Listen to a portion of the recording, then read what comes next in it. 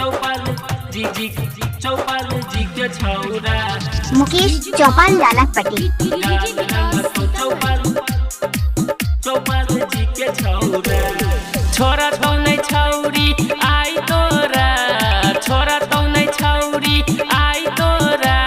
अगाल रंग तो चौपाल जी के छौरा अगाल रंग तो चौपाल जी के छौरा होली में मजा ले तो थोड़ा थोड़ा होलिया में मजा ले तो थोड़ा थोड़ा अगाल रंग तो चौपाल जी के छौरा अगाल रंग तो चौपाल जी के छौरा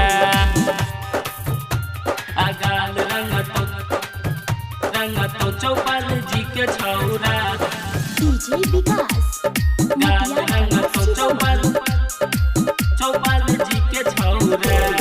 लम्हर पीछा कारी दे तो नीचा ऊपर पाजा में सटा के छौरा दे तौरा घर पाजा में सटा के छौरा दे तौरा घर लम्हर पीछा कारी दे तो नीचा ऊपर पाजा में सटा के छौरा दे तौरा घर दे तौरा घर दे तो फसाई सुइया में डोरा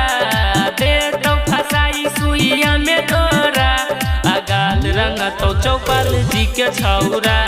अगाल रंग तो चौपाल जी के छौरा मुकेश चौपाल लालापट्टी अगाल रंग तो चौपाल जी के छौरा डीजे विकास गाल रंग तो चौपाल जी के छौरा अनिल जितेंद्र परल छो पीछा छोटू सोनू रंग तो दुनू दिशा गे दुनू दिशा अनिल राहुल परल छो पीछा छोटू सोनू रंग तो दुनू दिशा छौरा कन्हैया बिछै तो बोरा